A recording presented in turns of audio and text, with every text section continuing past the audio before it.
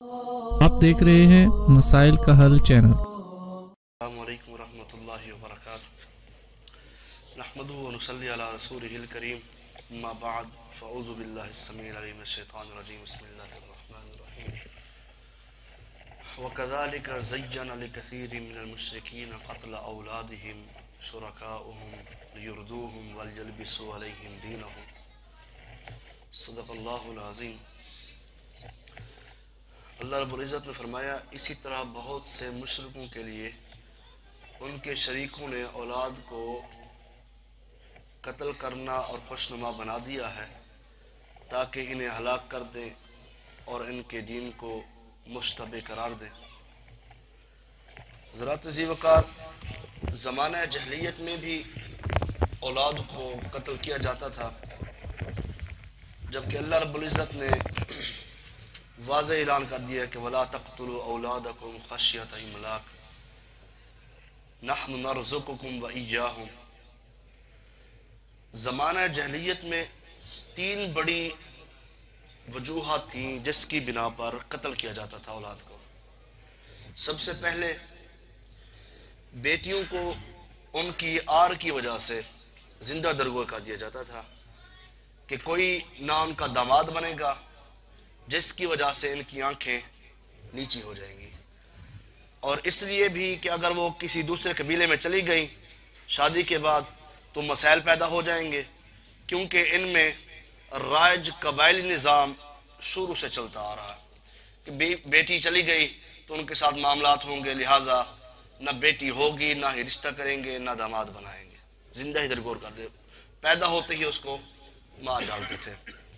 دوسرے نمبر پر اللہ پر عدم توکل، مطلب اولاد ہو گئی، کھائے گی کہاں سے، ہمارا تو اپنا بھی پورا نہیں ہوتا۔ بعض لوگ اپنی اولاد کو خواہ بیٹا ہو یا بیٹی اس لیے مار ڈالتے ہیں کہ ان کا خرچ برداشت نہ کر سکیں گے یا اپنا معیار زندگی برقرار نہ رکھ سکیں گے۔ اس جرم میں آج کی دنیا کا تقریباً پورا معاشرہ شریک ہے، جو خاندانی منصوبہ بندی کے نام پر اولاد کو کنٹرول کرتے ہیں، اسقاط حمل، عورتوں کو مردوں کو بانجھ بنانے کے طریقے دریافت کر چکے ہیں کہ بچے دو ہی اچھے، یہ زیادتی ہے۔ حضرات ذی وقار، اس ڈر سے کہ زیادہ بچے ہو جائیں گے ان کو کھانا کیسے دوں گا میں، تو ان کی رہائش کا بندوبست کیسے کروں گا، تو آپ کی رہائش کا کھانے کا بندوبست کس نے کیا ہے؟ اللہ نے۔ تو آنے والا جو شخص ہے، آنے والا جو بچہ ہے، اس کی رہائش کھانے کا بندوبست کس کی ذمہ ہے؟ اللہ کے ذمہ ہے۔ اور آپ اس بات سے اندازہ لگائیں، کافر غیر مسلم اللہ کے سب سے بڑے دشمن ہے کہ نہیں ہے؟ اللہ کے دشمن ہیں وہ، اور کھانے کے لحاظ سے، پینے کے لحاظ سے، مال کے لحاظ سے ان کے پاس سب سے زیادہ ہے، لیکن اللہ رب العزت نے اپنے دشمن کو بھی دینا ہے، اپنے غیر کو بھی دینا ہے۔ آج اسی کی زمین پر اس کے ساتھ لوگ شرک کر رہے ہیں، ان کو دے رہا ہے نا، شرعام زیادتیاں کر رہے ہیں، ظلم کر رہے ہیں، ان کو بھی رزق دے رہا ہے۔ تو اولاد کو روکنا نہیں چاہیے اس لحاظ سے کہ ان کا رزق کہاں سے آئے گا، ان کی رہائش کیسے ہوگی، یہ معاملات ہوں گے، یہ بہت بڑا جرم ہے۔ اور تیسرے نمبر پر بتوں کے نام پر منت ماننا، یعنی اگر میرے ہاں اتنے بیٹے پیدا ہو گئے تو میں ایک بیٹا اللہ کے حضور قربان کر دوں گا یا فلاں بت کے نام دے دوں گا۔ حضرات ذی وقار، کائنات کے امام جناب محمد الرسول اللہ صلی اللہ علیہ وسلم کے دادا عبد المطلب نے بھی یہ منت مانی تھی کہ اگر میرے ہاں 12 بیٹے ہوئے تو میں ایک بیٹے کی قربانی دوں گا، منت مانوں گا، فلاں کسی کے نام پر چڑھاوا چڑھا دوں گا۔ تو قرآن نکلا، آپ کی قرآن اندازی میں کائنات کے امام جناب محمد الرسول اللہ صلی اللہ علیہ وسلم کے والد محترم کا نام آیا تھا، جن کا نام تھا عبداللہ۔ تو بالآخر کرتے کراتے اس کی دیت دی، پھر جیسے بندہ ایک قتل ہو جاتا نا تو اس کی دیت دینی پڑتی ہے، تو لہٰذا انہوں نے منت نہیں مانی تھی، بت کے نام پر نہیں چڑھایا تھا، لہٰذا اس کے لیے 100 اونٹوں کی دیت دی تھی کہ اگر میرا فلاں کام ہو گیا تو میں ایک بیٹا یا بیٹی بت کے نام پر۔ یہ اس وجہ سے اولاد کو قتل کیا جاتا تھا۔ حضرات ذی وقار، मन्नत तो सैयदा मरियम की वालदा ने भी मानी थी, मन्नत मानना जायज़ है, ये मसला समझ लें, मन्नत मानना जायज़ है, लेकिन होनी शरई चाहिए। ऐसी मन्नत ना हो और एक बंदा कहे जी मैं पेपर के अंदर पास हो गया तो मैं पैदल लाहौर जाऊंगा, मेरा पेपर ठीक हो गया तो लिहाजा मैं धूप में 1 घंटा कान पकड़े खड़ा रहूंगा, ये कोई मन्नत है? और मन्नत मांगो ऐसी मांगो जिससे अल्लाह रब्बुल इज्जत राजी हो जाए। अव्वल तो मन्नत ना मांगे आप, क्योंकि अल्लाह के नबी अलैहिस्सलाम ने फरमाया ये मन्नत मानना अल्लाह रब्बुल इज्जत कंजूस से माल निकलवा लेते हैं कि मैं पास हो गया तो फिर दूंगा, तो पहले ही दे दो, अल्लाह पास कर देगा। पास हो गया तो देना है आपने, काम हो गया तो फिर देना है, मामला तय हो गए फिर तो देना है। अगर पहले दे दोगे तो अल्लाह रब्बुल इज्जत आपका काम कर देंगे। काम तो अल्लाह के हुक्म से होगा, अगर नहीं होना तो फिर सारी जिंदगी अब बंदा के जो है मेरा काम हो गया तो लिहाजा मैं बैतुल्लाह की तरफ जाऊंगा तो कमीज उतार के जाऊंगा, ये भी कोई मन्नत है? ये ज्यादती है, जुर्म है, शरीयत ने इससे मना किया है। अच्छा मेरा काम हो गया मैं फलां बंदे के साथ लड़ाई करूंगा, ये कोई मन्नत है? मन्नत मानो इस्लाम वाली कि मैं रोजे रखूंगा, मैं नमाज पढ़ूंगा, मैं 5 वक्त का अल्लाह नमाजी बन जाऊंगा, अल्लाह मेरा ये काम हो जाए मैं तेरे दर पर सजदे करूंगा, तेरे दर पर अपने माथे को टेक दूंगा। मन्नत तो ऐसी मांगनी चाहिए। और अल्लाह ने औलाद दी। हजरत ज़ीवकार अल्लाह के नबी अलैहिस्सलातु वस्सलाम ने फरमाया कबीरा गुनाहों में से 7 बड़े कबीरा गुनाह हैं। कितने गुनाह हैं बड़े? 7 बड़े कबीरा गुनाह हैं। तो आका अलैहिस्सलातु वस्सलाम ने उनकी निशानदही करते हुए फरमाया कि ऐ मोमिनो 7 बड़े गुनाहों से बच जाओ। सहाबा ने पूछा अल्लाह के नबी सल्लल्लाहु अलैहि वसल्लम वो कौन कौन से? हुजूर फरमाते सबसे पहले अल्लाह के साथ शिरक करना, अल्लाह के साथ शिरक करना कबीरा गुनाह है। इसकी माफी उस वक्त है जब खालिस दिल से इंसान तौबा करता है। ज़रात ज़ीवकार दूसरे नंबर पर जादू करना बहुत बड़ा गुनाह है, कबीरा गुनाह है, मुहलक गुनाह है, ऐसा गुनाह जो खालिस तौबा करने से ही माफ होगा। जैसे अल्लाह ने फरमाया या अय्युहल्लज़ीना आमनू तूबू इलल्लाहि तौबतन नसूहा। और तीसरे नंबर पर किसी जान को नाहक कत्ल करना, किसी जान को नाहक कत्ल करना। और चौथे नंबर पर सूद खाना, चौथे नंबर पर सूद। 5वें नंबर पर यतीम का माल खाना, 5वें नंबर पर यतीम का माल खाना। और 6ठे नंबर पर मैदान जंग से भाग जाना।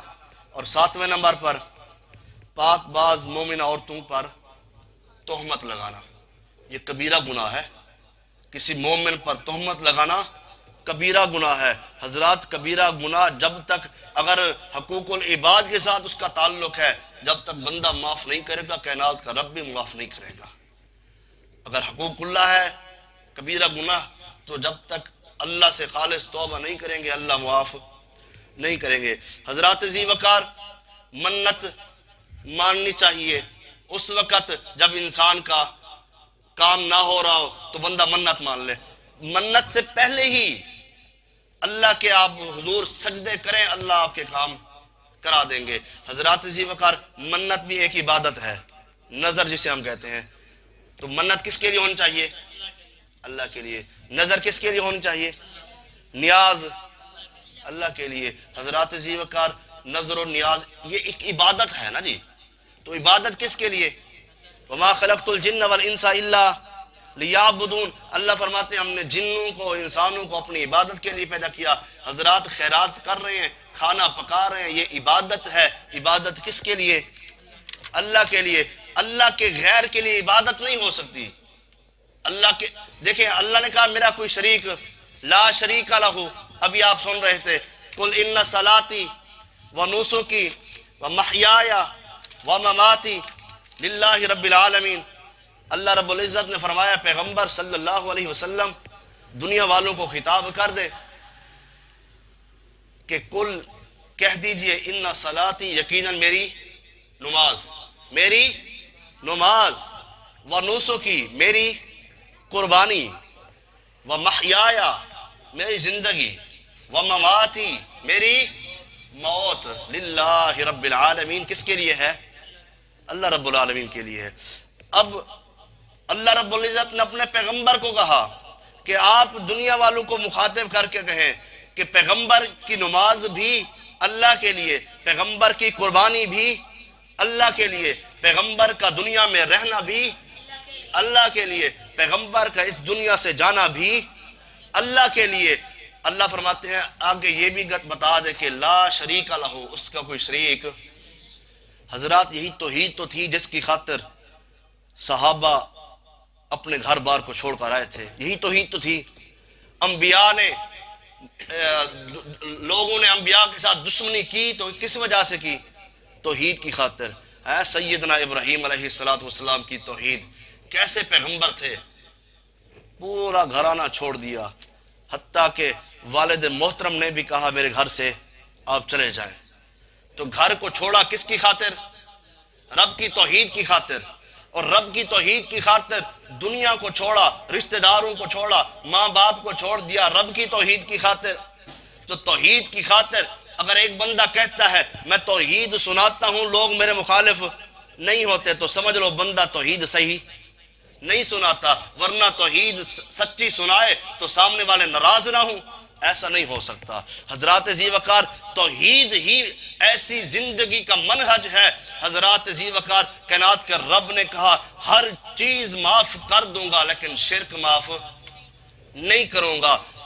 اللہ رب العزت نے نبی کے یاروں کو سب کچھ عطا کر دیا، جب توحید دل میں آئی نا تو سیدنا بلال حبشی رضی اللہ تعالی عنہ کولے پر لیٹ کر بھی احد احد کے نعرے پکار رہے تھے۔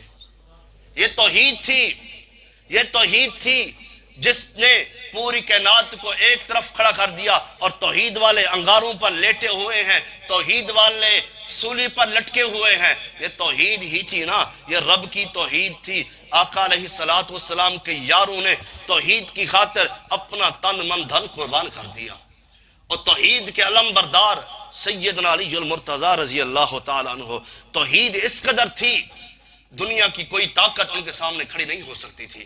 دنیا والے دشمن نام سن کر ڈرتے تھے، وجہ کیا تھی؟ تراہم رکعا سجدا، سجدے کرتے تھے، رب کی توحید بیان کیا کرتے تھے۔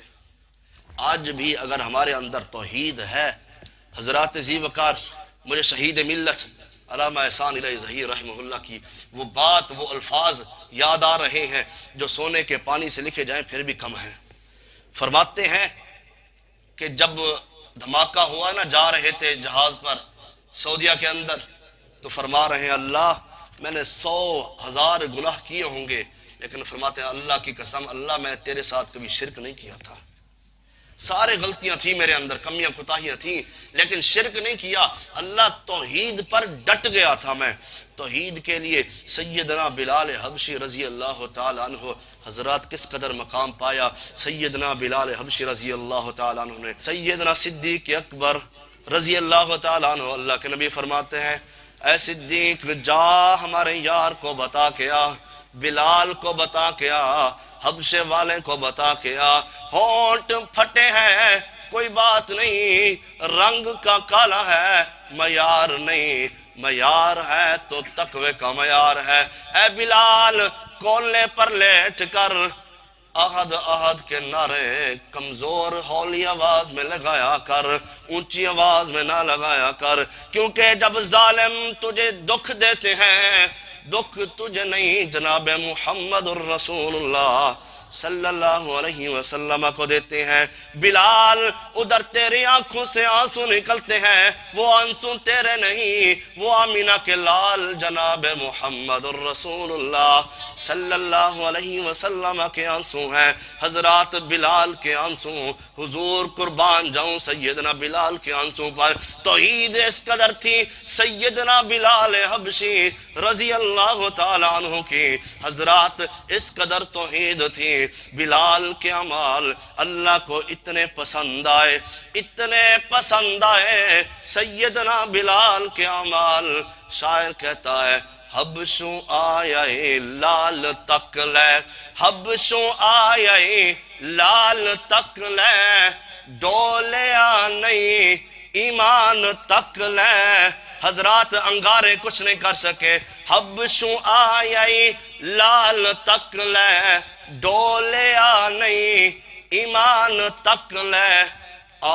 کعبے اتے اذان تک لے کعبے اتے اذان تک لے آقا پوچھ دے جنت دے اندر آقا پوچھ دے جنت دے اندر ٹر دائے کوئی ہور پیا چل دائے او زمین اتے چل دائے او زمین اتے جنتا دے وچ شور پیا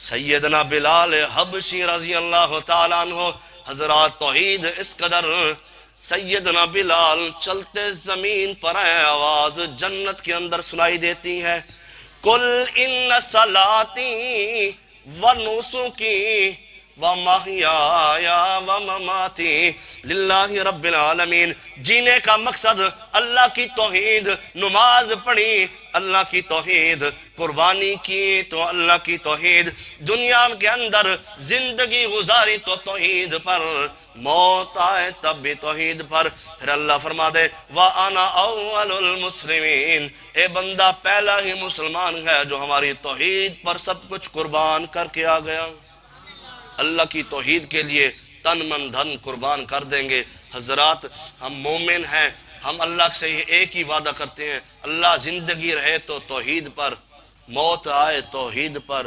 آخر دعوانا الحمدللہ رب العالمین